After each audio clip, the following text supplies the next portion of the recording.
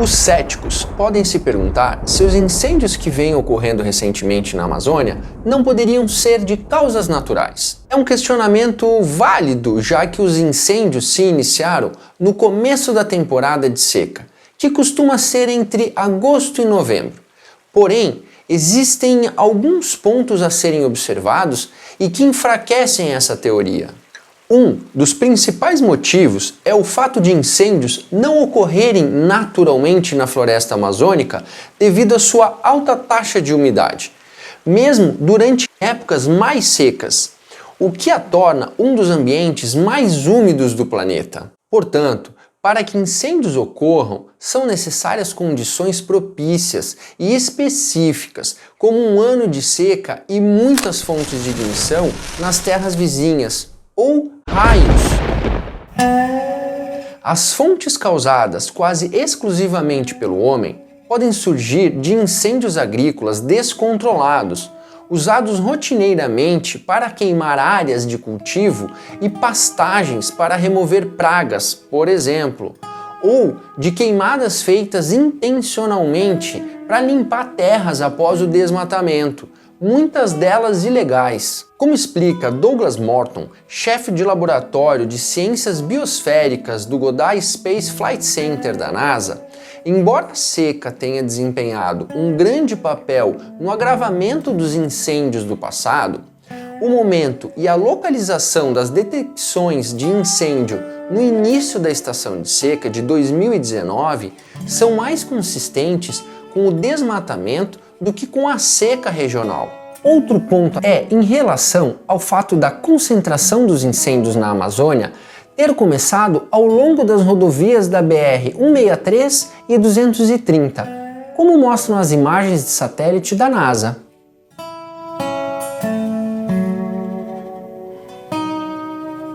Curiosamente, ao longo dessas duas rodovias se encontram uma série de reservas ambientais, florestas e parques protegidos, mas que hoje não são mais tão protegidos assim.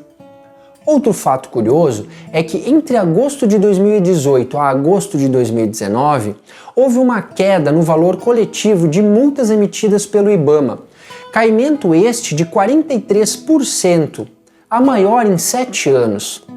Outro ponto a ser observado é a evidente expansão da terra ocupada pela pecuária e o agronegócio. O agro é pop, o agro é tech, o agro é... A Escola do Meio Ambiente de Yale coloca que a pecuária é o maior fator de desmatamento em todos os países amazônicos, respondendo por 80% das taxas atuais de desmatamento. A Amazônia brasileira abriga mais de 200 milhões de cabeças de gado, sendo o maior produtor e exportador do mundo, abastecendo cerca de 1/4 do mercado global. Além disso, 450 mil quilômetros quadrados da área desmatada da Amazônia hoje é pastagem para gado. O agro é pop, o agro é tech, o agro é tudo. Se todo esse gado tivesse um país para si próprio, tirando a Índia, é claro, ele teria uma área aproximada do tamanho da Suécia, porém com uma densidade populacional 19,5 vezes maior. Como mostra esse relatório publicado pelo World Bank em 2003, até 1995, 70% da área total desmatada foi para a pastagem de gado plantada, ou seja, de origem não natural, e 91% de toda a área desmatada adicional desde 1970 foi destinada para a pecuária. Como podemos ver, a área total desmatada mais que triplicou entre 1970 a 1995. E o maior veículo não foram as monoculturas de soja, apesar de virem em segundo lugar, mas sim a área destinada para a pastagem de gado, como mostra a tabela. O principal responsável por todo esse desmatamento amazônico é o Brasil e seus 211 milhões de habitantes, como mostram esses gráficos produzidos pela Mongabay. O estudo utilizado como referência revela via imagens de satélite que dos 3,8 milhões de hectares de florestas perdidos na Amazônia entre 2001 a 2017, uma área aproximada do tamanho da Finlândia, cerca de 9% ocorreram em unidades de proteção integral, 53% em áreas protegidas de uso sustentável, 36% em reservas indígenas e 2% em áreas que intercalam unidades de conservação e reservas indígenas. A recorrência de crimes ambientais e contra as populações indígenas fez com que caciques indígenas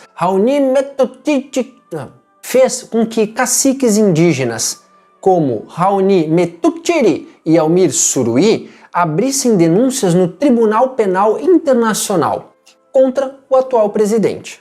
Mais uma bucha aí, presidente!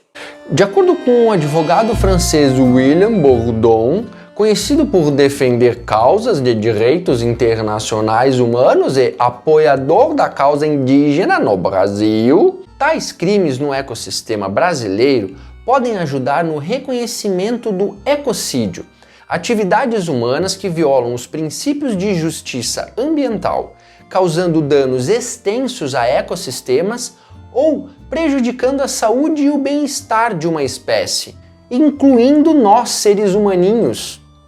Apesar da destruição ambiental poder ser definida como um crime contra a humanidade, lamentavelmente, o ecocídio ainda não é reconhecido pelas Nações Unidas como um crime internacional passivo de penalidade. Mais recentemente, o termo ecocídio ganhou uma definição oficial pela coalizão holandesa Stop Ecocide Foundation, com a ajuda de um painel de 12 advogados globais envolvidos com causas ambientais. A esperança é que uma definição formal possa fornecer uma base para considerar o ecocídio como um novo crime internacional. Atualmente, existem 4 crimes internacionais fundamentais, estabelecidos pelo Estatuto de Roma da Corte Penal Internacional. São eles genocídio, crimes de guerra, crimes contra a humanidade e o crime de agressão. Será que já não passou da hora de crimes ambientais fazerem parte desse estatuto? O que vocês acham, base? Contem para nós aqui nos comentários. Apesar da sua real origem ser desconhecida, o termo ecocídio data desde 1970, quando foi utilizado pelo biólogo e bioeticista, professor da Universidade de Yale, Arthur Galston, durante a Conferência sobre Guerra e Responsabilidade Nacional, em Washington, D.C., evento no qual ele propôs, abre aspas, um novo acordo internacional para banir o ecocídio. Ecocídio, destruição intencional e permanente do meio ambiente em que as pessoas podem viver da maneira que escolherem. Mr. President, the realization of the importance of the human environment has had a great impact on international opinion. A ideia de tornar o ecocídio ou a destruição do meio ambiente por meio de atividades humanas também foi abordada pelo primeiro-ministro sueco Olof Palme em 1972 na Conferência da ONU sobre o Meio Ambiente Humano, na qual ele alertou que o rápido progresso industrial pode esgotar os recursos naturais em níveis insustentáveis. Tristemente, Palme veio a falecer vítima de um assassinato 14 anos mais tarde, mas os seus princípios ecológicos, à frente do seu tempo, vieram a servir de base para o reconhecimento dos males que a humanidade vem causando ao meio ambiente e a si próprio. Somente 20 anos mais tarde, durante a Cúpula da Terra em 1992, a mudança climática antropogênica veio a ser reconhecida oficialmente pela ONU. De acordo com um relatório da Organização das Nações Unidas para a Alimentação e Agricultura, a FAO, de 2006, sobre os impactos climáticos da pecuária, a agropecuária ocupa 70% de todas as terras agrícolas e 30% da superfície terrestre do planeta. Somente a pecuária ocupa cerca de 26% da superfície terrestre livre de gelo do planeta. enquanto o sistema de forragem, ou seja, ração para animais, consome 33% da terra arável do planeta. Eles reportam que a agropecuária é, de longe, a principal responsável pelo uso de terra, perda de biodiversidade, desmatamento, poluição e degradação dos oceanos. Não obstante, ela também é uma das principais responsáveis pela extinção de espécies, espécies invasoras, poluição e degradação do solo, destruição de ecossistemas marinhos, zonas mortas no oceano, sedimentação de áreas costeiras, resistência antibiótica, doenças zoonóticas, perda de recursos naturais não renováveis, entre outros fatores que ameaçam a vida na Terra e o futuro da humanidade. Eles também declaram que a agropecuária é responsável por 18% de todas as emissões de gases de efeito estufa antropogênicas, mais do que todas as formas de transporte combinadas. E você aí achando que não pode fazer nada? Considerando apenas os setores de mudança de uso da terra e silvicultura e o setor agrícola, a contribuição da agropecuária é acima de 50%. Somente a produção agrícola destinada à pecuária contribui com quase 80% de todas as emissões. O agro é pop, o agro é tech, o agro é tu, o agro. No Brasil, a contribuição do setor pecuário na emissão total de gases do efeito estufa, incluindo o uso de terra, pode ser estimada em 60%, muito acima da média mundial. Dados do Observatório do Clima indicam que o desmatamento, em especial na Amazônia, puxou o crescimento das emissões em 2019. A quantidade de gases de efeito estufa lançados na atmosfera pelo setor de mudança de uso da terra subiu 23% em 2019 em relação a 2018, atingindo 968 milhões de toneladas de CO2 equivalente, contra 788 milhões em 2018. O setor de mudanças de uso da terra, puxado pelo desmatamento, segue sendo o principal responsável por emissões no Brasil, com 44% do total em 2019, um crescimento de 64% desde a regulamentação da PNMC. De novo, nada a comemorar, tá, base? Em segundo lugar, vem a agropecuária, responsável por 28% da emissão de gases de efeito estufa no país em 2019, um crescimento de 7% desde a PNMC. A soma desses dois setores, com os demais setores da agropecuária como energia, processos industriais e resíduos, correspondeu por 72% das emissões no Brasil em 2019, o que demonstra que em 10 anos de política climática, desde a implementação da PNMC no ano de 2010, resultaram efetivamente em nada. De acordo com a FAO, a agropecuária contribui para 9% das emissões antropogênicas de CO2. A maior parte deriva da mudança de uso da terra para a criação de pastagens e sistemas de forragem. Mas o CO2 não é o único gás do efeito estufa.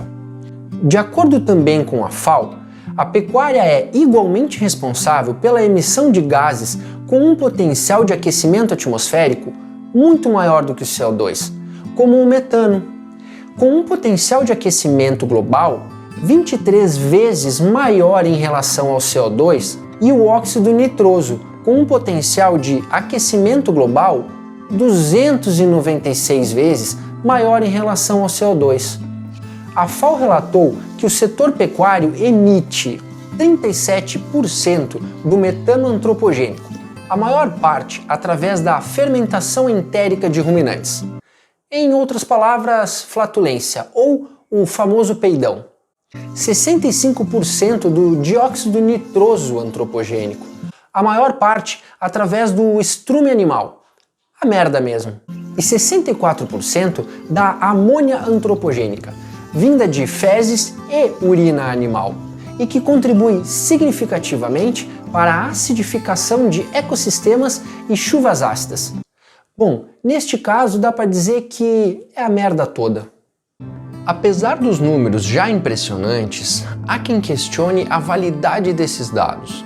Uma dessas pessoas é o Dr. Shailesh Rao, autor e fundador da Climate Healers, uma organização sem fins lucrativos que dedica a combater a mudança climática e que ajudou a produzir diversos documentários ambientais como Cowspiracy.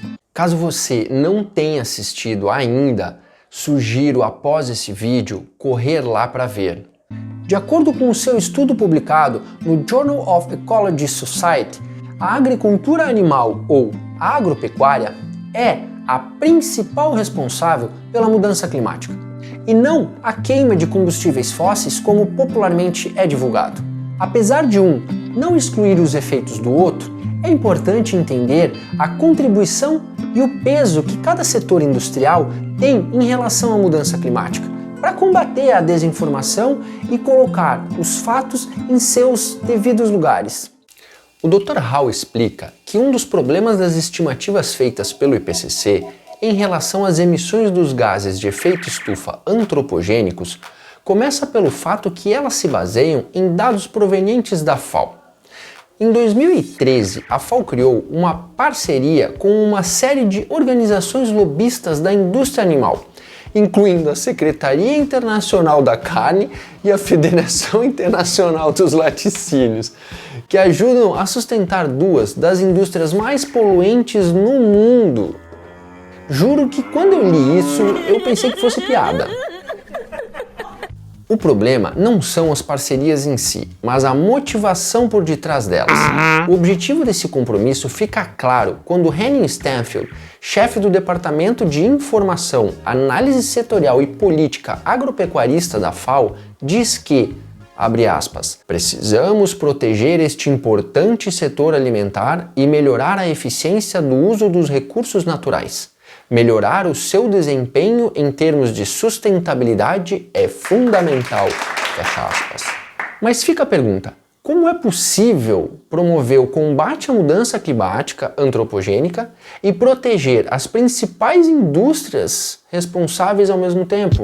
No quadro estratégico da FAO para o período entre 2022 e 2031, a FAO reconhece que a mudança climática, devido às emissões dos gases de efeito estufa na agricultura e na economia, já estão afetando os sistemas agroalimentares, a segurança alimentar e os recursos naturais. Espera-se ainda que acelere a fome e a pobreza nas áreas rurais. De acordo com um relatório, abre aspas, um estimado de 23% do total de emissões antropogênicas dos gases de efeito estufa entre 2007 a 2016 derivam da agricultura, silvicultura e outros usos da terra, fecha aspas, contribuindo para uma grande parcela das emissões globais totais de CO2 equivalente, incluindo o desmatamento e outras mudanças no uso da terra. No seu anuário estatístico de 2021, a FAO calcula que as emissões totais em terras agrícolas no ano de 2019 somaram 10,7 bilhões de toneladas de dióxido de carbono equivalente, uma diminuição de 2% em comparação ao ano 2000.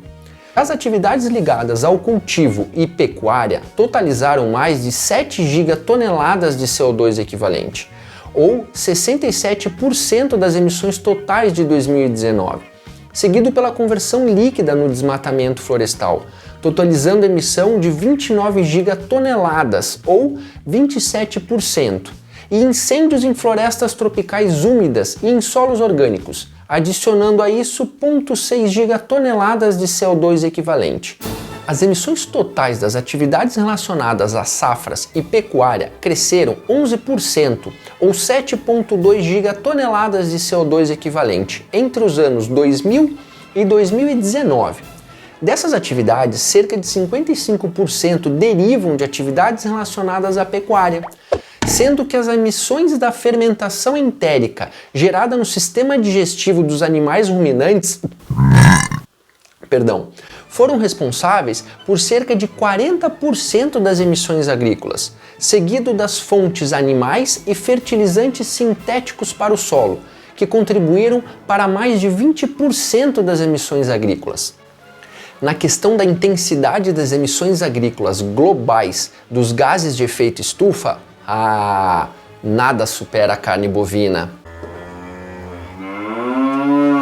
E na sequência, a carne de ovelha. Vem, tua vez!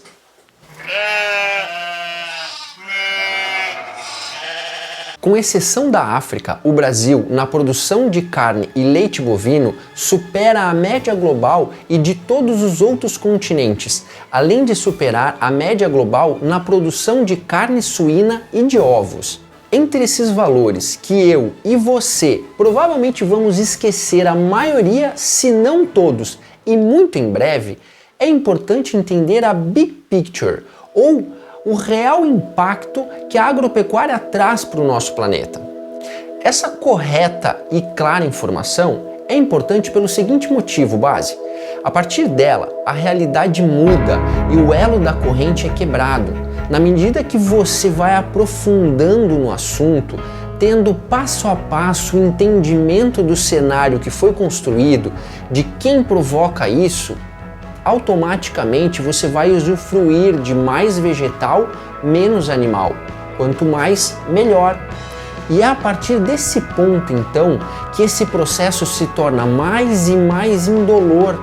E quando você menos perceber, tá feito. Depois de visto, não tem como desver. E é nessa hora que a medida de quanto mais vegetal, menos animal você irá praticar, passa a ser uma particularidade somente sua. Como mostra este gráfico da Our World in Data, atualmente o gado ocupa quase 80% das terras agrícolas globais, seja via pastagens ou produção de ração animal. No entanto, a produção de carne e leite fornecem menos de 20% do suprimento mundial de calorias e menos de 40% do suprimento mundial de proteína. Uau. Base, é isso mesmo. Essa é uma das historinhas que não te contam por aí. Mais de 80% das calorias mundiais têm origem em alimentos vegetais, assim como mais de 60% do fornecimento global de proteína. Isso tirando aqueles que se come por tabela, que no caso são processados por algum órgão dos animais ao comerem os vegetais. Se considerar isso, esse percentual sobe ainda mais. Prestem bastante atenção aqui, base. Essa informação vale ouro e certeza que ouve-se muito pouco sobre ela. Se precisar voltar ao vídeo e escutar mais quantas vezes você achar que deve, faça. Essa enorme ineficiência de conversão alimentar em calorias e proteína é resultado do fato que é necessário alimentar esses animais com uma gigante quantidade de cultivos, já que a taxa metabólica basal, ou BMR, ou seja, o número de calorias necessárias em repouso para desempenhar funções metabólicas básicas que sustentam a vida, tende a ser maior quanto maior a massa corporal do indivíduo, independente de espécie. Animais bovinos saem na frente em termos de ineficiência dessa taxa de conversão alimentar, devido à sua maior massa corporal. No entanto, mesmo animais menores como galinhas ainda possuem essa taxa de conversão muito baixa, tanto em termos de proteína quanto calorias, e compensam a sua menor massa corporal através da intensidade de produção. Considerando que a alimentação do animal representa o setor de maior custo para a pecuária, a única forma economicamente viável de fazer isso dentro do contexto industrial é através das monoculturas de grãos e cereais, que ocupam a maior parte da terra habitável do planeta. Vamos pegar os Estados Unidos de exemplo. Como mostram esses gráficos produzidos pela Bloomberg, dos mais de 390 milhões de acres de terra utilizados para o cultivo no país, cerca de 1/3 é destinada para o gado, enquanto apenas 1/5 é destinada para o consumo da população americana. Base, é terra pra cacete. De toda a terra norte-americana, mais de 1/3 ou 654 milhões de acres são destinados à pecuária. de longe, o maior tipo de uso da terra em solo no país. E o principal ocupante dessas terras, vocês sabem quem são? As vaquinhas. Entre pastagens e áreas agrícolas usadas para produzir ração, na terra dos caras, 41% giram em torno da pecuária. Em suma, a necessidade de alimentar um animal terciário para o consumo humano, ao invés de utilizar a maior parte desses terrenos para o consumo direto desse animal racional, acaba gerando essa enorme ineficiência alimentar. Isso definitivamente é um tipo de luxo que nos dias de hoje e rumo aos 8,5 bilhões de pessoas na Terra em meados de 2030, segundo estimativas da ONU, é totalmente desnecessário. A equação não é tão complicada quanto ela pode parecer. De acordo com a FAO, a produção mundial de carne alcançou quase 340 milhões de toneladas em 2019, um aumento de mais de 100 milhões de toneladas em comparação com o ano 2000. E dentre todas as espécies de animais produzidas para o consumo de sua carne, apenas 3 espécies foram responsáveis por quase 90% da produção global entre 2000 e 2018. E são elas: frango, porco e gado. Ao mesmo tempo, a produção mundial de leite aumentou 52%, sendo 883 milhões de toneladas em 2019, uma adição superior a 300 milhões de toneladas em comparação com o ano 2000. Quando olhamos para os principais animais produzidos com a finalidade do consumo de sua carne ou leite, estamos abatendo mais de 71 bilhões de animais terrestres por ano, sem contar os mais de 1 trilhão de animais marinhos que compartilham do mesmo destino anualmente, como mostram esses gráficos produzidos pela Faunalytics. E os números relativos a esse luxo que nos damos crescem quase que ano após ano. Quando falamos do abate de vacas, somente a China ameaça a hegemonia brasileira, mas o Brasil não deixa a desejar na produção aviária e segue também na lista de maiores produtores suínos globais, apesar da soberania nesse quesito também ser chinesa. Segundo o relatório World Livestock de 2011 da FAO, a projeção é que em 2050 a população mundial, que deve se aproximar da casa dos 10 bilhões conforme projeções da ONU, estará consumindo 2/3 a mais de proteína animal do que atualmente, particularmente em países em desenvolvimento. Isso representa um aumento de 73% do consumo global total de carne e 58% para os produtos lácteos até 2050 em relação ao ano de 2010. E como previu a FAO, grande parte dessa demanda será atendida por operações intensivas de criação de animais em grande escala, como já vem ocorrendo no Brasil e mundo afora. De acordo com o relatório, abre aspas, do jeito que está, não há alternativas técnica ou economicamente viáveis na produção intensiva capaz de fornecer a maior parte do suprimento de alimentos ao gado para as cidades em crescimento. Fecha aspas. Ele aborda a preocupação perante tais sistemas pelos seus impactos ambientais, como poluição de lençóis freáticos e emissões dos gases de efeito estufa, além do potencial de atuar como incubador de doenças zoonóticas. Portanto, o desafio urgente é tornar a produção intensiva menos agressiva ao meio ambiente. No entanto, o relatório conclui que, com base no conhecimento que temos e tecnologia, existem apenas 3 maneiras de se fazer isso. 1. Reduzir o nível de poluição gerada a partir dos gases de efeito estufa e estrume. 2. Reduzir a entrada de água e grãos necessários para cada saída de proteína animal. E 3. Reciclar resíduos agroindustriais através das populações de gado. É impressão minha, base, ou eles esqueceram de algum item? Será que não faltou considerar que, diante dos tremendos e urgentes impactos ambientais causados pela agropecuária, a desaceleração do seu crescimento deveria estar em pauta? Ao invés de proteger essa indústria, como consta na lista de objetivos da FAO para a próxima década?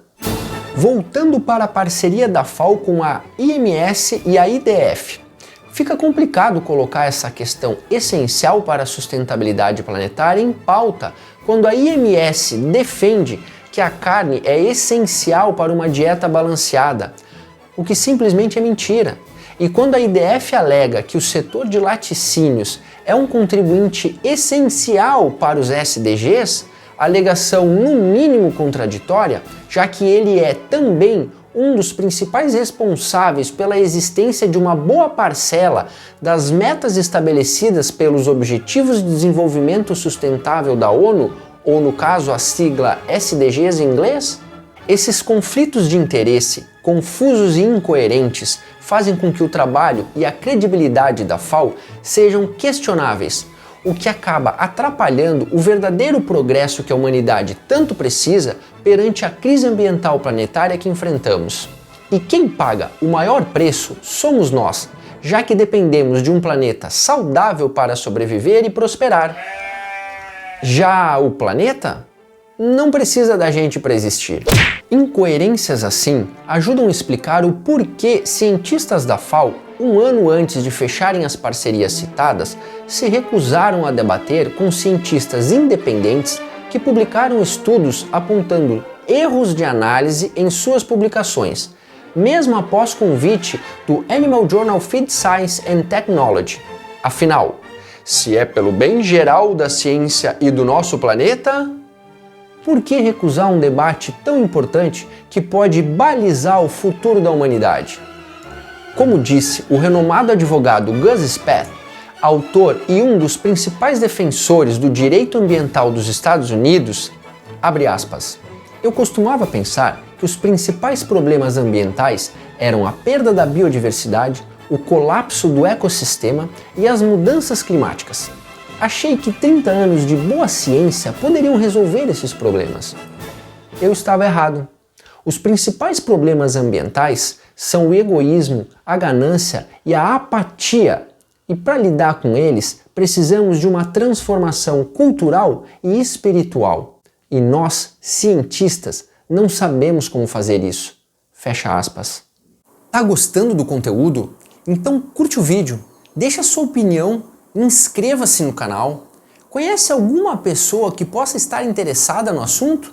Compartilhe e nos ajude a transformar mais pessoas e o mais rápido possível. Afinal, conforme os estudos também mostrados aqui, estamos em uma corrida contra o tempo. E precisamos para ontem praticar atitudes de mais respeito para com a natureza, bem como para com o nosso semelhante. Um erro significativo cometido pela FAO ao construir suas estimativas é que ela considera apenas as emissões antropogênicas atuais de CO2, ao invés de considerar as emissões cumulativas de CO2 ao longo do tempo. Como explica o Dr. Hall, CO2 é o gás do efeito estufa com maior forçamento radiativo, a energia média capturada pelos gases de efeito estufa na atmosfera, e é fator considerável na causa do efeito estufa na Terra. De fato, a queima de combustíveis fósseis é a principal responsável pelas atuais emissões antropogênicas de CO2 na atmosfera.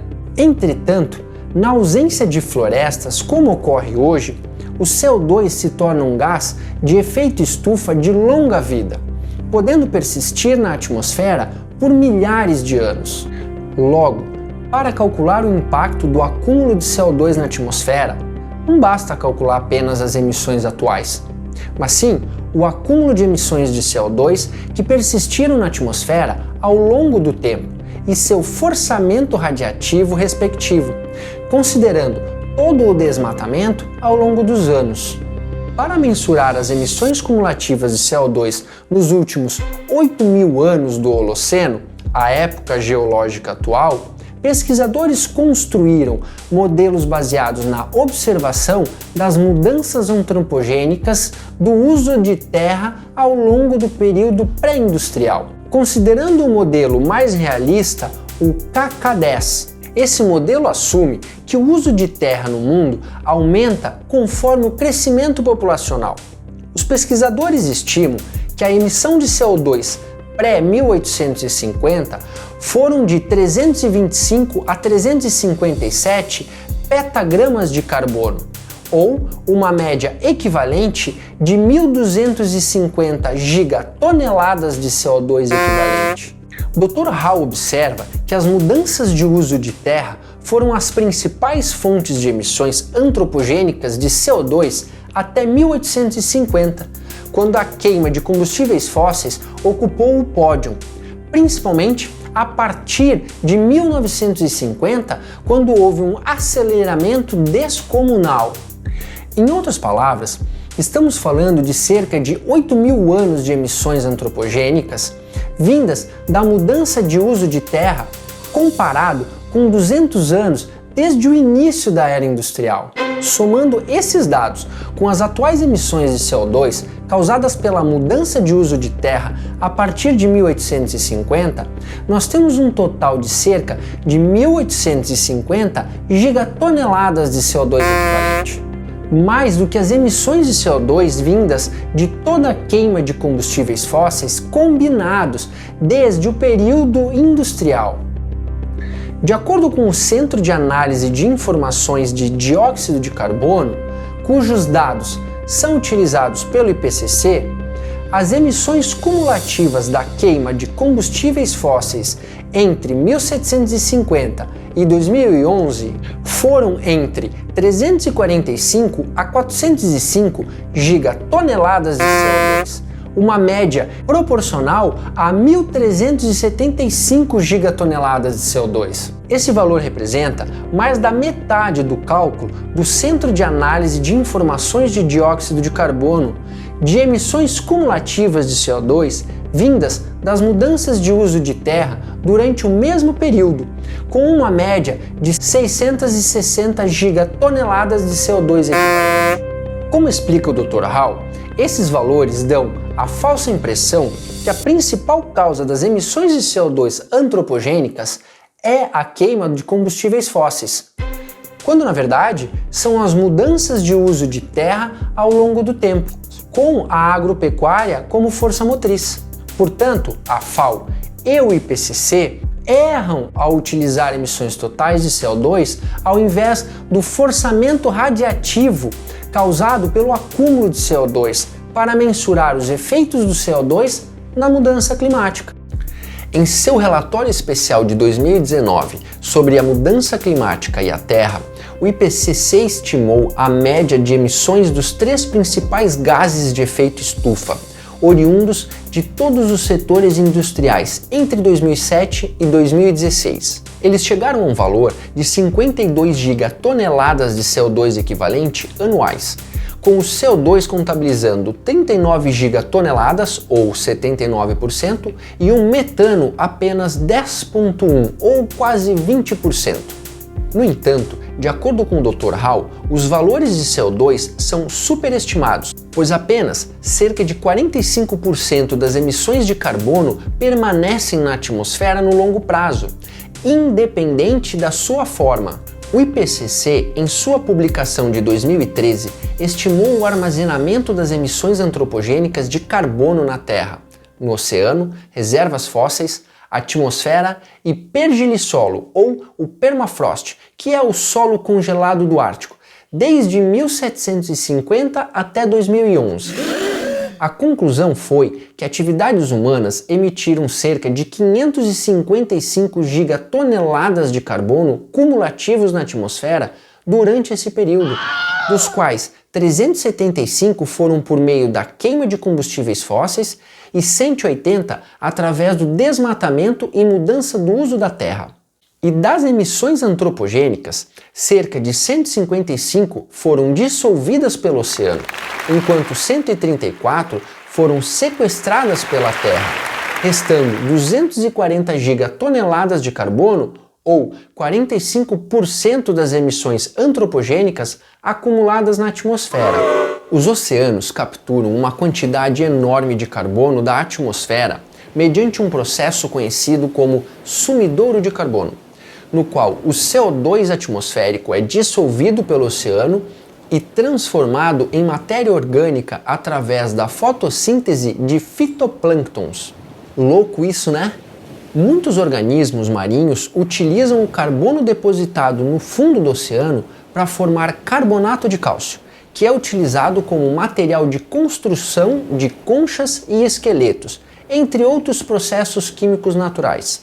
Assim como os oceanos, florestas capturam o CO2 da atmosfera através do processo de fotossíntese, acumulando depósitos de carbono na forma de biomassa, madeira morta, serrapilheira ou solo florestal. Ao mesmo tempo, processos naturais em ecossistemas florestais, como respiração e oxidação, liberam carbono de volta à atmosfera, mantendo um equilíbrio ecológico.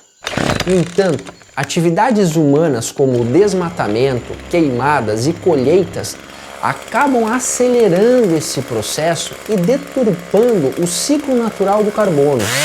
O Dr. Hall argumenta que estudos indicam que o carbono transportado pelo ar vem diminuindo desde 2000, apesar dos índices de emissões de CO2 estarem aumentando. Isso contradiz a suposição do IPCC de que o carbono transportado pelo ar é inteiramente devido à absorção de emissões passadas de CO2 pela Terra e pelo oceano.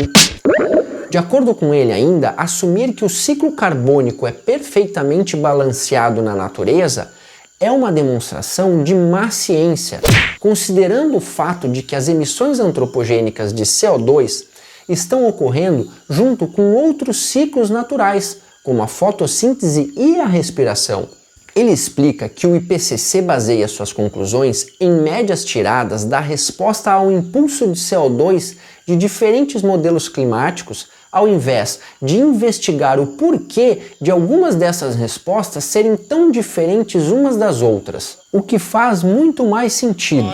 Como exemplo, podemos utilizar os dados do Centro de Análise de Informações de Dióxido de Carbono, um dos pilares de monitoramento das condições dos oceanos e da atmosfera nos Estados Unidos.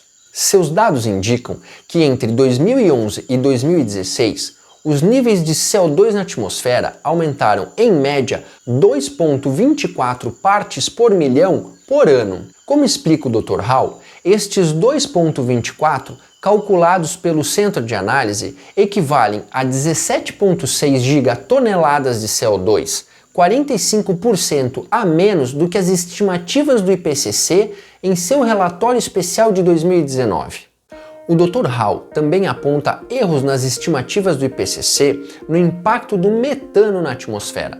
Apesar do IPCC reconhecer que o metano possui um impacto climático 28 vezes maior que o CO2 em seus dados mais atualizados, o órgão subestimou o impacto do mesmo ao usar um prazo de 100 anos.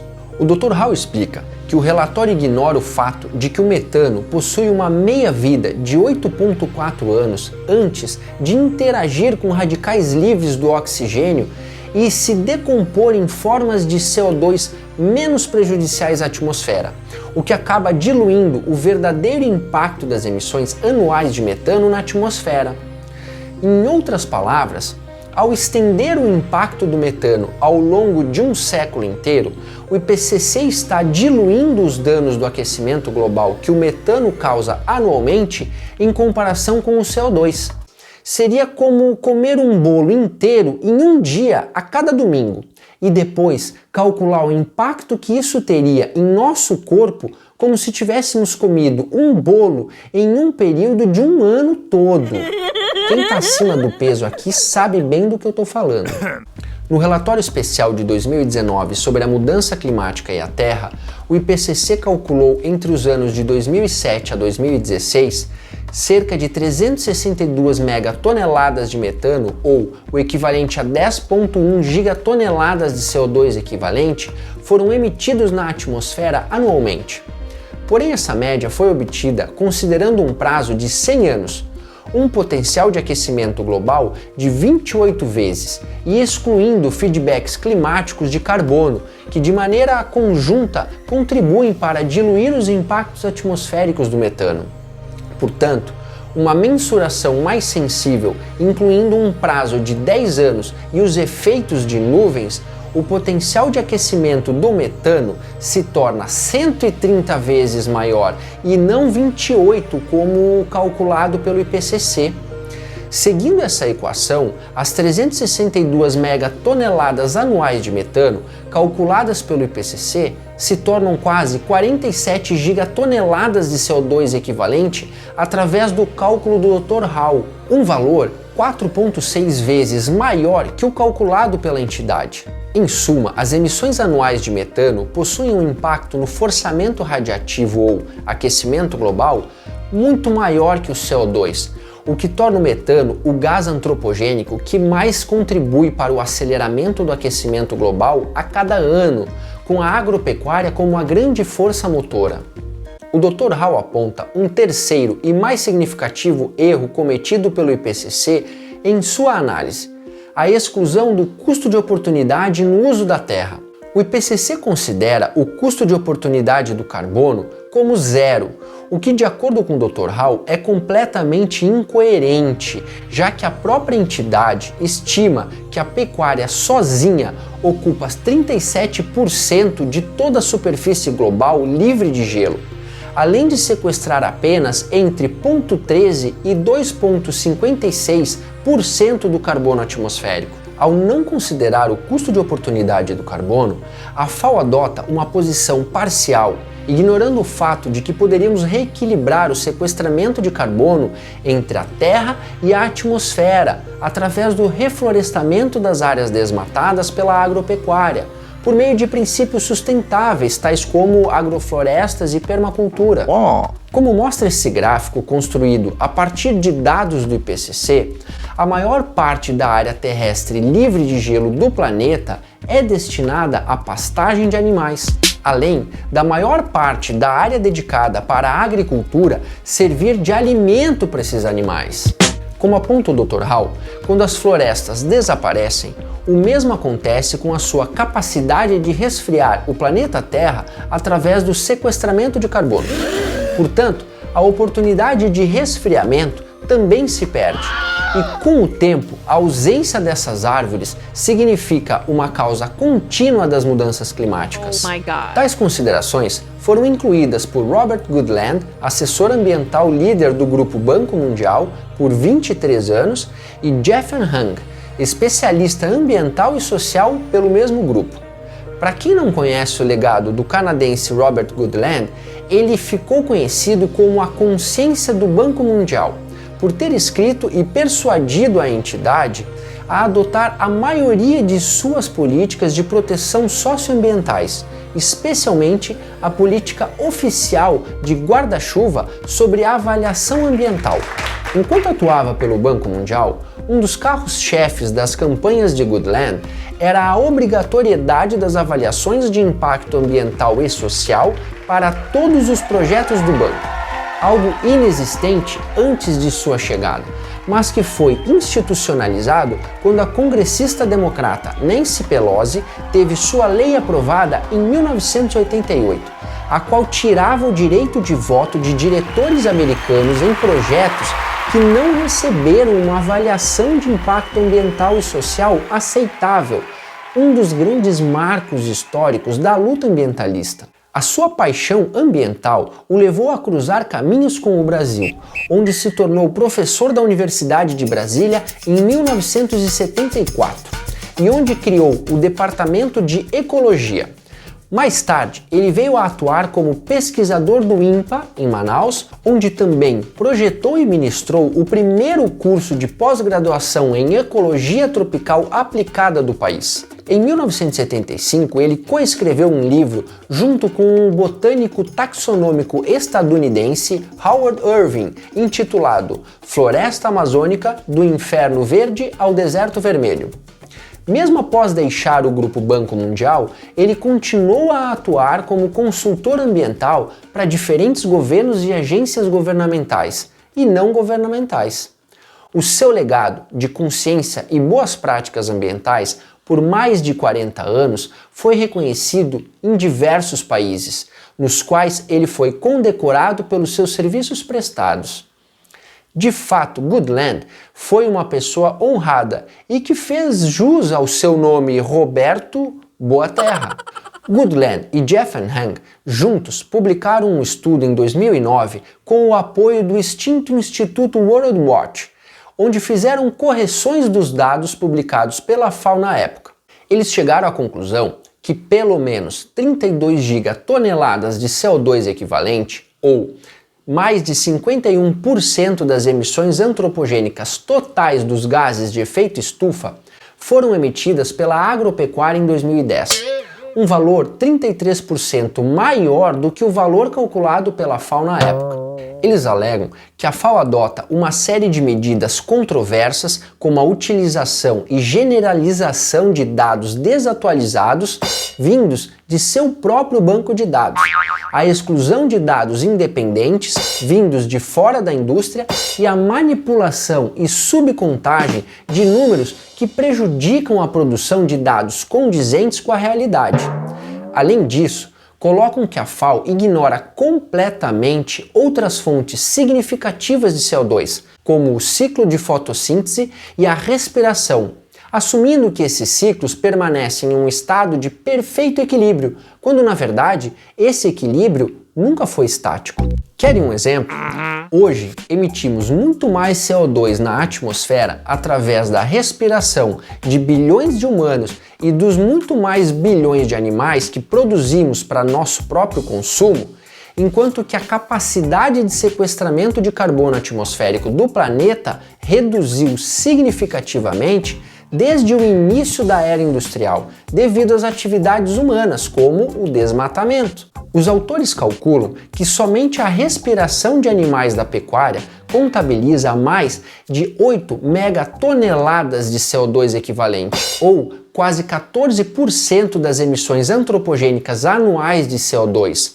Um valor maior do que a soma anual das emissões antropogênicas dos gases de efeito estufa, de acordo com a FAO. A justificativa da entidade é que esse fator não é considerado, pois não é listado como uma fonte reconhecida dos gases de efeito estufa pelo Protocolo de Kyoto, quando na verdade isso é uma suposição criada pela própria FAO. Apesar dos cálculos de Goodland e Hang serem muito mais condizentes com a realidade, o Dr. Hall propõe que eles também possam ter vastamente menosprezado o custo de oportunidade do carbono vindo da agropecuária ao considerar apenas o CO2 armazenado pela vegetação acima do solo e não incluir o CO2 armazenado pelo solo propriamente, principalmente em manguezais.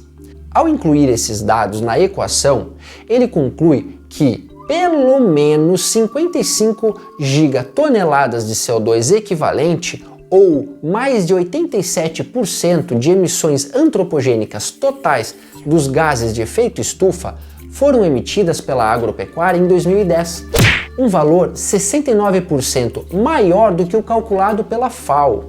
Isso leva a Climate Healers a adotar o posicionamento de que a agricultura animal é disparadamente a principal responsável pela mudança climática, causadora de pelo menos 87% das emissões anuais dos gases de efeito estufa. Apesar dos conflitos de metodologias e opiniões, uma coisa é inegável: as empresas mais poluentes do planeta, que mais emitem gases de efeito estufa e que mais contribuem para o aquecimento global, são também as mais favorecidas. As ONGs GRAIN e o Instituto de Política Agrícola e Comercial, que apoiam pequenos fazendeiros e a agricultura sustentável, respectivamente, se juntaram em 2008 para publicar um relatório investigativo examinando a pegada climática, mais especificamente as emissões dos gases de efeito estufa, das 35 maiores empresas de carnes e laticínios do mundo. Agora o bicho vai pegar. A pesquisa levou a 4 principais achados. Número 1. Juntas, as 5 maiores corporações de carnes e laticínios do mundo são agora responsáveis por mais emissões anuais dos gases de efeito estufa do que a Exxon, Shell ou BP. Empresas do setor petrolífero. Por ordem de emissões, a JBS, Tyson Foods, Cargill, Dairy Farmers of America e Fonterra emitiram juntas 578,3 megatoneladas de gases do efeito estufa em 2016. Pau a pau com a petroleira Exxon, que emitiu 577 dos gases em 2016.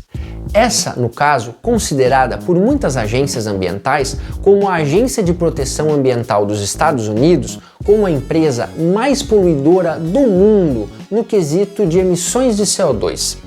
Lamentavelmente, ao juntar as emissões das 20 empresas de carnes e laticínios que mais emitem gases de efeito estufa, elas superam as emissões de vários países membros da Organização para a Cooperação e Desenvolvimento Econômico, como a Alemanha, Canadá, Austrália, Reino Unido e França. O relatório questiona o comprometimento dessas empresas com as metas climáticas globais. Achado número 2. A maioria dos 35 gigantes globais de carnes e laticínios não informa ou subnotifica suas emissões. Apenas 4 deles fornecem estimativas de emissões completas e confiáveis. A pesquisa revelou que os dados publicamente disponíveis sobre suas emissões são incompletos, não são comparáveis entre empresas ou anos e, na maioria dos casos, simplesmente são ausentes. Apenas 4 empresas, NH Foods do Japão, Nestlé da Suíça, Friesland Campina da Holanda e a Danone da França, fornecem estimativas de emissões completas e confiáveis. No entanto, o relatório lembra que nas atuais circunstâncias, mesmo esses 4 não são obrigados a reduzir essas emissões e que a maioria das empresas que relatam suas emissões as subestimam gravemente e não incluem a maior parte das emissões da cadeia de suprimentos em seus cálculos. Ele lembra que é essencial que empresas de carnes e laticínios incluam e reportem todas as emissões vindas da cadeia de suprimentos, desde a produção de safras até o metano liberado pelo gado, já que elas correspondem de 80% a 90% das emissões vindas desses setores. E isso nos leva ao terceiro achado do relatório. Apenas 14 das 35 empresas anunciaram alguma forma de metas de redução de emissões. Entre elas, apenas 6 têm metas que incluem emissões da cadeia de abastecimento que podem responder por até 90% das emissões totais. No entanto, essas mesmas 6 empresas que prometem cortes nas emissões da cadeia de abastecimento estão em ação conjunta pressionando para o crescimento da produção e das exportações, elevando assim suas emissões gerais, independente de sua intenção de reduzir as emissões por quilo de leite ou carne produzida. Os top 3 titãs do setor industrial de carne e laticínios, JBS, Tyson e Cargill, são não apenas os maiores emissores, mas também as empresas que possuem as metas climáticas mais fracas ou nenhuma meta sequer. A JBS, a maior processadora de gado do mundo, não tem metas de redução de emissões de médio ou longo prazo declaradas publicamente em toda a empresa. Embora ela afirme relatar as emissões dos escopos 1, 2 e 3, que representam o escopo ideal de emissões, incorporando emissões direta, indiretas e através da cadeia de suprimentos, suas emissões totais relatadas são apenas aproximadamente 3% das calculadas pela Grain e ATP, que são baseadas nos volumes de produção anual da empresa. Portanto, o relatório conclui que ou a empresa excluiu a maioria das emissões da cadeia de abastecimento de seus cálculos ou os dados de emissões relatados publicamente são severamente imprecisos. Porém, isso não é nenhuma surpresa considerando o histórico da empresa. O relatório lembra que no dia 25 de março de 2014, os principais executivos da JBS estiveram em Nova York para celebrar o Dia da JBS, festividade anual da empresa onde anunciam os resultados financeiros da temporada. A mensagem passada para Wall Street na época foi que o consumo global de carne estava aumentando e que a empresa ia lucrar imensamente com esse crescimento. Os seus acionistas receberam uma projeção de crescimento de 30% no consumo global per capita de carne para 48 quilos até 2030, comparado com 37 quilos por pessoa em 1999. No entanto, a JBS deixou de contar a seus investidores sobre um probleminha crítico na sua estratégia de crescimento: as mudanças climáticas. Se a produção global de carne se expandisse para 48 quilos per capita até 2030, seria praticamente impossível evitar que as temperaturas globais atingissem níveis perigosos e indesejáveis. Para colocar as projeções da JBS em perspectiva, um relatório de 2018 do Greenpeace reportou que o consumo médio por pessoa de carne deve cair para 22 quilos até 2030 e para 16 quilos até 2050. Isso se quisermos evitar mudanças climáticas perigosas, mas a empresa decidiu seguir na contramão. O relatório cita que a JBS não fez qualquer menção às mudanças climáticas em sua apresentação, mas não por falta de conhecimento, já que 8 anos antes da sua emblemática apresentação, a FAO publicou a primeira contabilidade global de emissões dos gases de efeito estufa dos setores de carnes e laticínios em 2006, no qual ela evidencia o papel central da pecuária global no agravamento da mudança climática. E com a Tyson e a Cargill não é muito diferente. A Tyson anunciou em 2018 que reduziria suas emissões dos gases de efeito estufa em 30% entre os anos de 2015 e 2030. Porém, a empresa não relata suas emissões na cadeia de suprimentos nem as inclui em suas metas de redução. Já a Cargill também falha no relato das emissões da cadeia de suprimentos, ou incluí-las nas metas de redução. O relatório cita que a empresa se destaca nesse quesito, já que a própria admite que as emissões da cadeia de suprimentos, abre aspas, respondem por cerca de 90% das emissões em sua cadeia de valor, fecha aspas. E mesmo com estudos subsequentes independentes confirmando as estimativas da FAO e reportando cenários ainda mais devastadores, dada a negligência climática generalizada desses setores industriais, a JBS, Tyson, Cargill e demais detentores das maiores fatias do setor permanecem comprometidas com níveis de crescimento que estão completamente em desacordo com o Acordo de Paris. Isso nos leva a uma quarta conclusão do estudo. Até 2050, devemos reduzir as emissões globais em 38 bilhões de toneladas para limitar o aquecimento global a 1,5 graus Celsius, que seria o cenário menos pior. Se todos os outros setores seguirem as tendências enquanto o crescimento da indústria de carnes e laticínios continuar conforme o projetado, o setor da pecuária pode consumir 80% do orçamento dos gases de efeito estufa permitidos em apenas 32 anos. Oh my God. Sem uma mudança drástica dessas projeções, será virtualmente impossível evitar que as temperaturas subam a níveis perigosos e superiores a 1,5 graus Celsius nas próximas décadas. Os pesquisadores lembram que se quisermos atingir a meta destes 1,5 graus Celsius, as emissões globais totais devem diminuir rapidamente de 51 para 13 gigatoneladas até 2050. Nos moldes atuais, a tendência é que o setor pecuário seja cada vez mais responsável por uma porção cada vez maior do orçamento mundial de emissões dos gases de efeito estufa, de 13 gigatoneladas.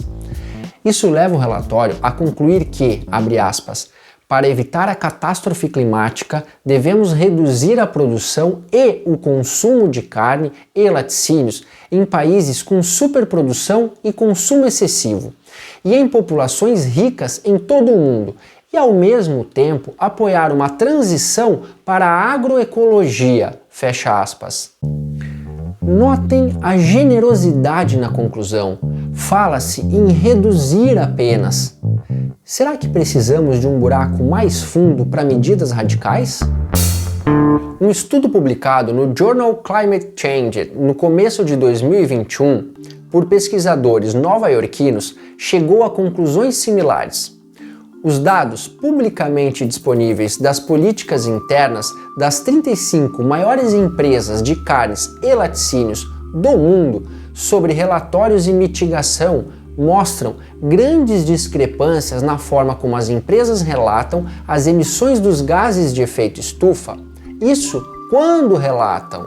Por exemplo, a JBS, apesar de desmentir essa informação, ela não inclui em seus relatórios as emissões do escopo 3 ou da sua cadeia de suprimentos, o qual ela define como, abre aspas, emissões indiretas decorrentes da frota de terceiros, viagens aéreas comerciais, decomposição de resíduos em propriedades de terceiros e outros, fecha aspas, sem qualquer menção às mudanças no uso da terra na definição.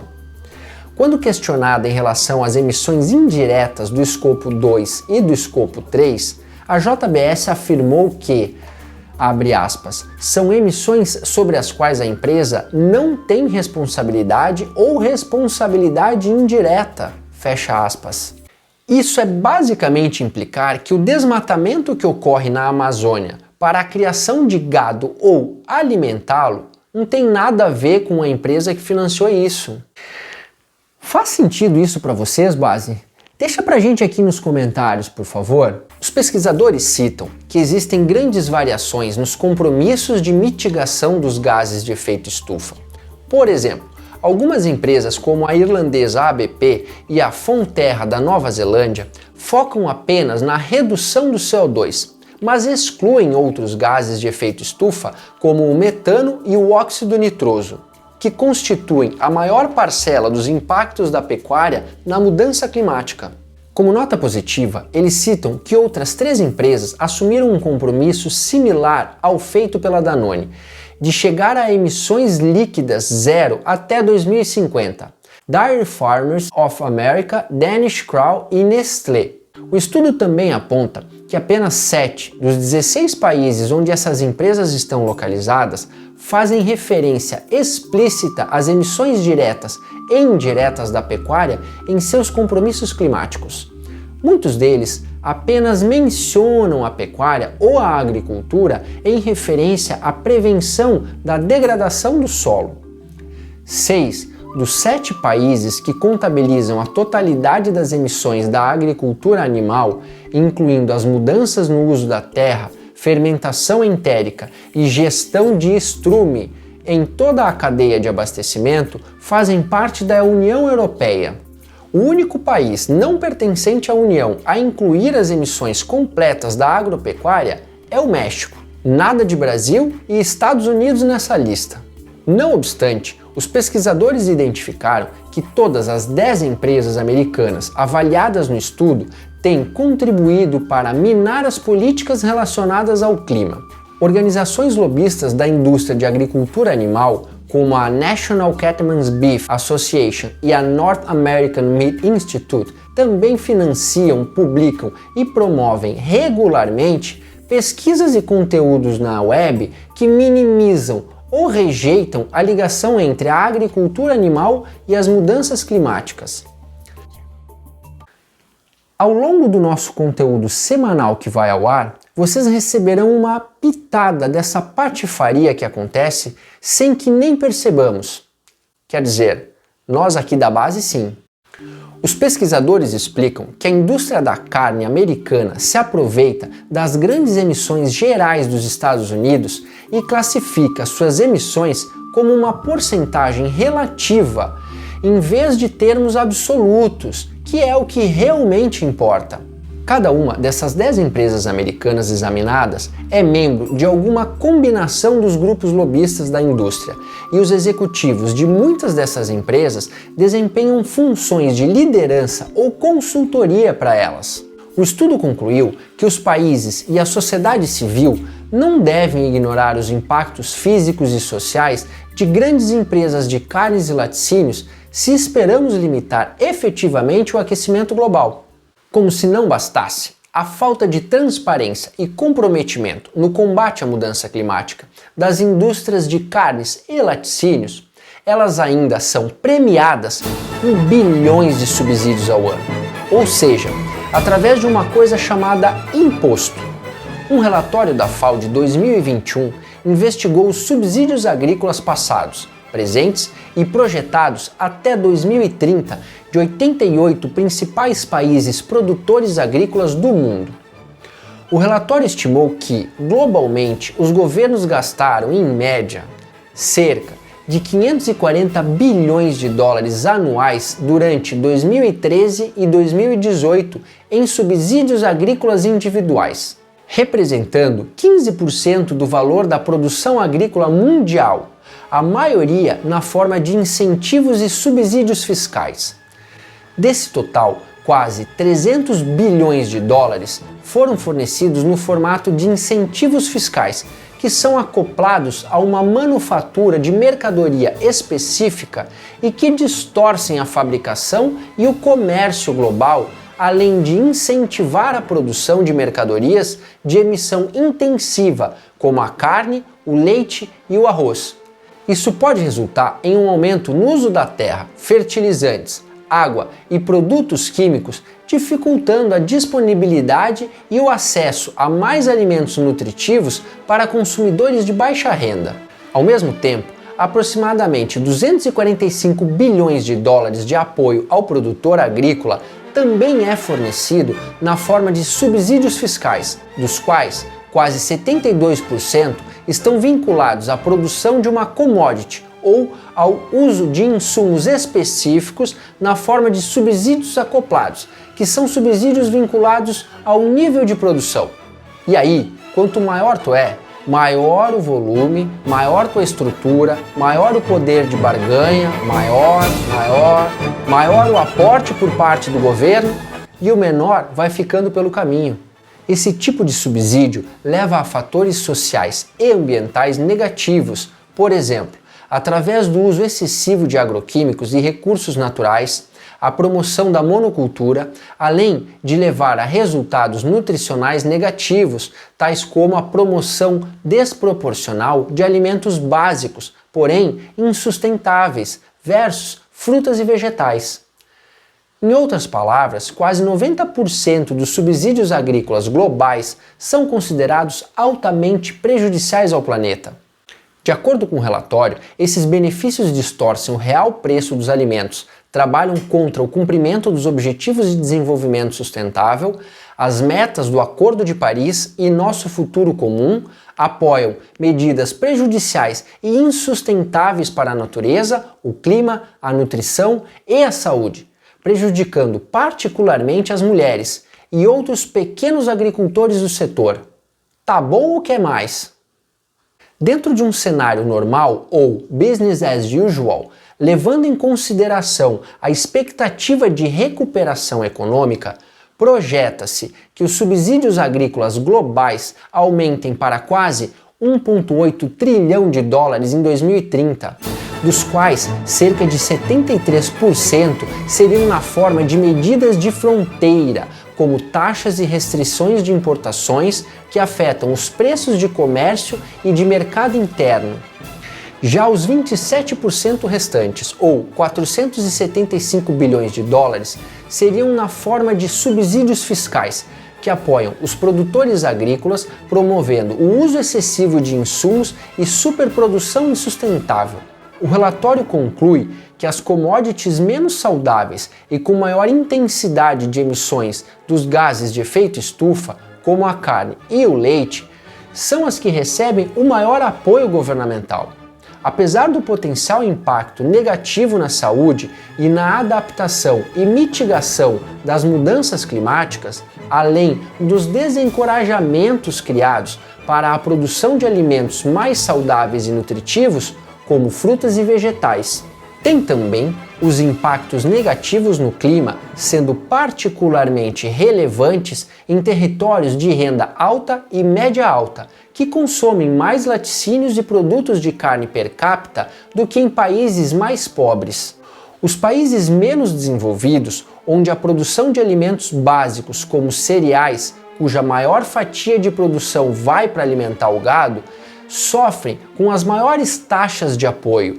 Os agricultores têm menos incentivos para diversificar a produção na direção de alimentos mais nutritivos, como frutas e vegetais. O relatório alerta que, com o crescimento da população e da renda nos países em desenvolvimento, os padrões alimentares estão mudando em direção ao consumo de mais laticínios e produtos à base de carne. E essa crescente demanda por produtos insustentáveis tende a levar os governos a apoiar sua produção. Conforme relatório, os governos estão alocando apenas despesas e investimentos limitados no fornecimento de bens e serviços públicos para a agricultura, tais como infraestrutura, pesquisa e desenvolvimento, adaptação climática e medidas de gestão de risco, apesar de ser a forma menos distorsiva e mais compensadora de apoio à agricultura.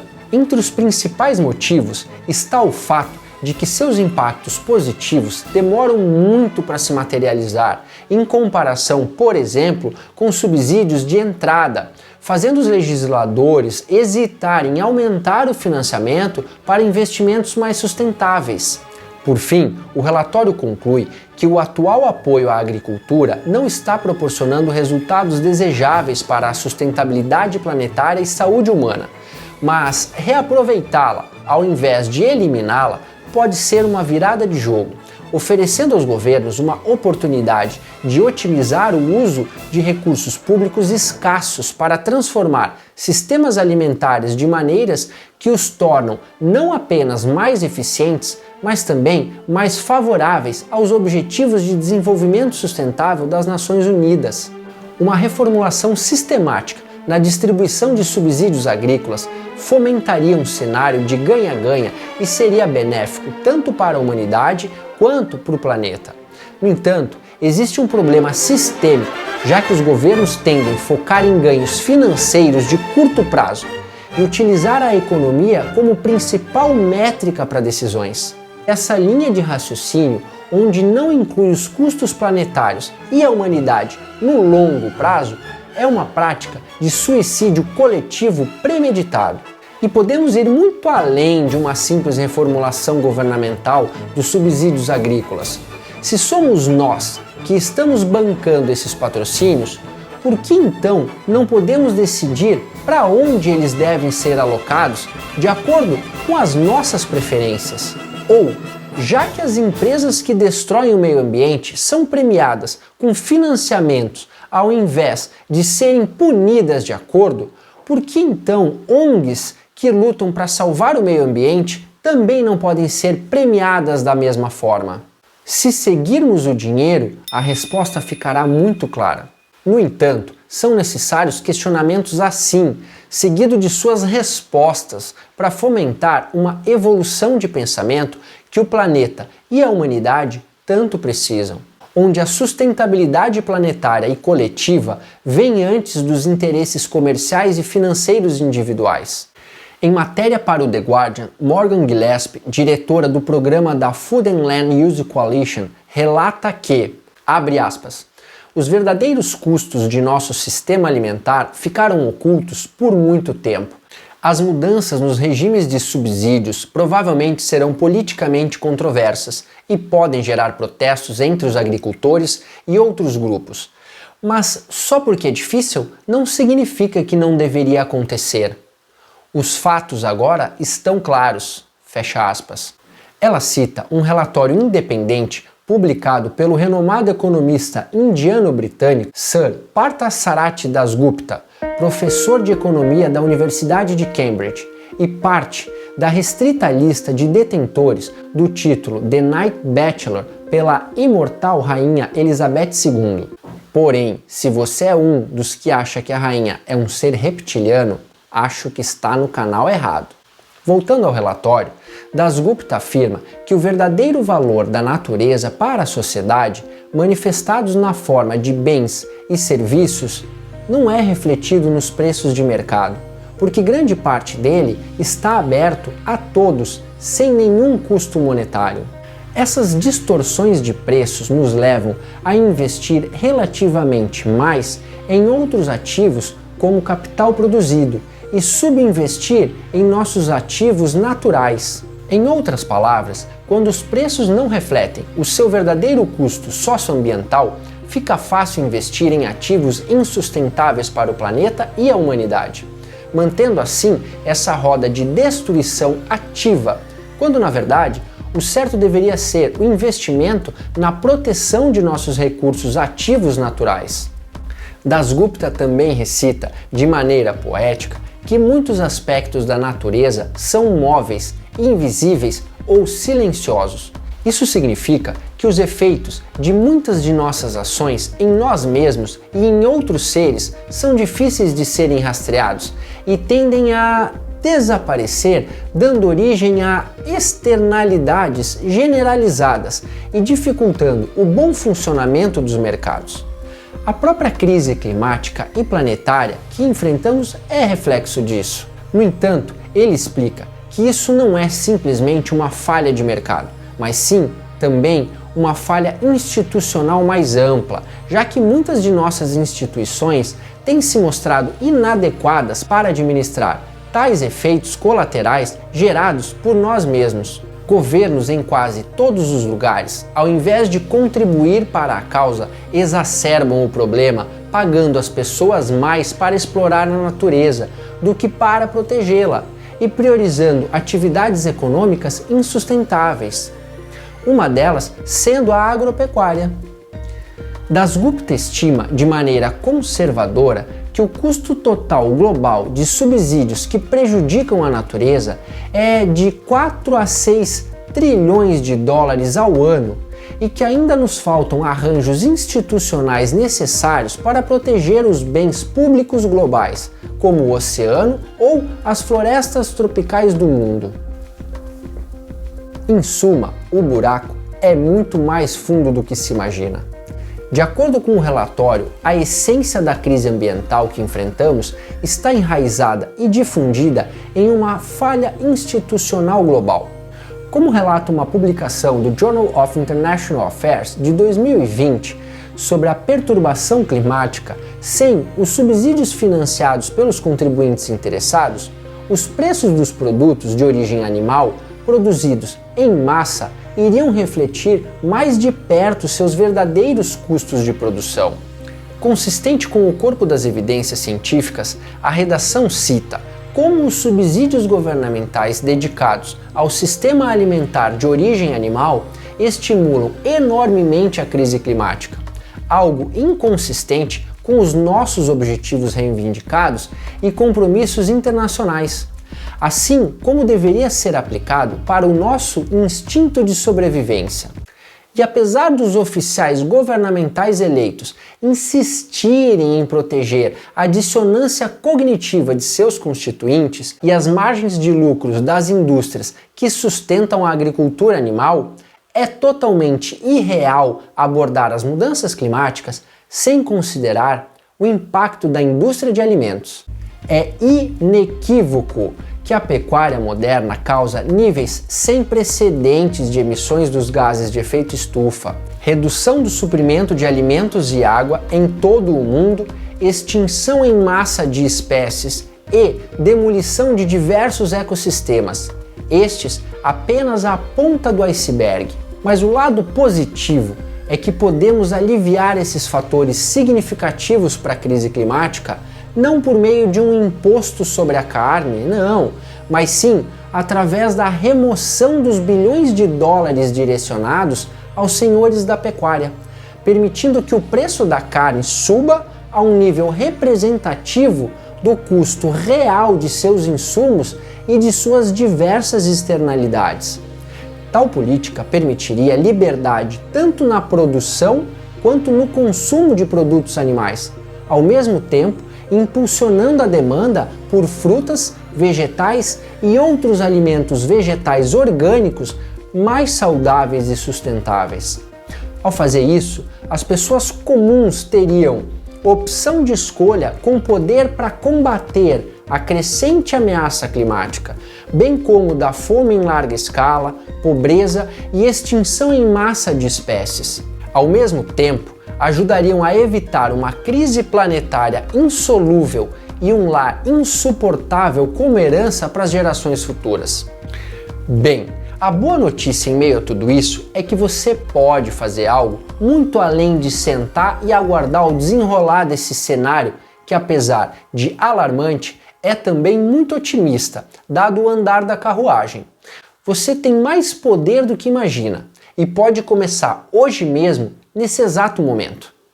A emissão desenfreada dos gases de efeito estufa é um problema planetário e humanitário extremamente grave, que deve ser enfrentado de maneira urgente e conjunta.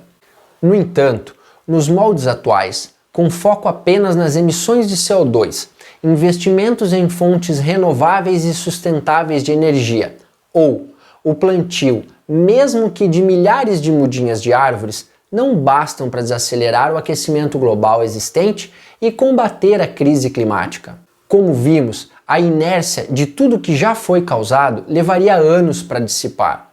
E, lamentavelmente, as fortes organizações que se propõem a liderar o combate à mudança climática acabam contradizendo seu próprio discurso, deixando-se levar por conflito de interesses, muitas vezes sequer mencionando o real impacto central que a agricultura animal exerce na mudança climática. Mas será que a origem do problema é realmente a agropecuária? Ou seria a demanda que a sustenta? Base, a lei da oferta e demanda é soberana no mercado e nós temos total controle sobre ela, ao contrário do que o governo pode fazer com o nosso dinheiro. A agropecuária é apenas um mecanismo que faz essa roda girar. Portanto, a pergunta que eu te faço é: por que ainda permitimos que essa roda destrutiva permaneça no curso? E se invertêssemos as regras do jogo? E se fosse menos exploração e mais conservação? Com base nessa quantidade enorme de informações e números que, acredite, são necessários, temos ainda duas opções de ação. Uma é continuar na inércia e vida que segue, como se nada tivesse acontecido. Ou usar a razão e prestar mais atenção no que colocamos em nosso prato. Qual é a sua escolha? Deixa aqui nos comentários a sua opinião, ela é muito importante pra gente. E é por isso que eu tenho enorme satisfação em te apresentar a maneira de resolver esse desafio que eu descobri e pratico e que também transformou minha vida. Um estilo de vida que trará prosperidade para nós e as futuras gerações, beneficiando tanto o planeta quanto a nossa saúde. Quer tentar? Aposto que se fizer sentido para você, também vai te fazer bem. A fórmula mágica? Mais vegetal, menos animal. Quanto mais, melhor. E se estiver preparado daí, nós estamos daqui para te ajudar. Siga-nos nas nossas redes sociais, ative o sininho para conteúdos novos, curta, compartilhe com aquela pessoa que possa estar querendo fazer algo grandioso pela natureza e um futuro em comum, mas que ainda não encontrou o caminho, pois a alimentação mais saudável para você também é para o planeta.